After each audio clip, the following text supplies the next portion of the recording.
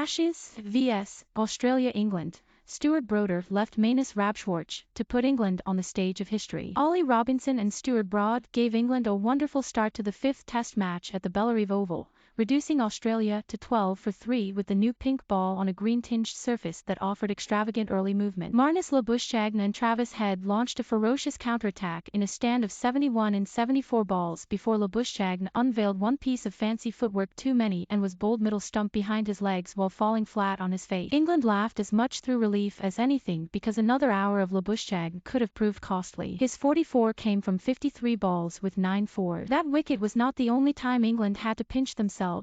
David Warner and Steve Smith both fell to Robinson for ducks, the first time in 244 international innings that they had both failed to score. Both were caught at second slip by Crawley, Smith hanging back in the crease to a ball he could have dropped his hands to. Between times, Broad used his round-the-wicket line of attack to have the left-handed Usman Khawaja, the scorer of twin centuries in the previous test, taken at first slip by Joe Root for 7. At the dinner break, Australia were 85 for 4 from 24 overs, Head unbeaten on 31 from 33 balls, Cameron Green on 2 from 8. England should never have allowed Labuschagne to get going. In the over after removing Warner, Robinson found the outside edge of Labuschagne's bat, but Crawley, diving to his left, got both hands to the balls, but grasped a chance that might have been comfortably taken by Root had Crawley not intervened. Labuschagne had not scored at that point. Perhaps sensing that if they simply tried to defend they would not survive, Labuschagne and Head went on the attack and quickly piled the pressure back onto the bowlers, especially Mark Wood when he took over when Broad completed an opening spell of 6-4-9-1. Wood's first 3 overs went for 31, Labuschagne thrashing 4 of the 5 fours he conceded,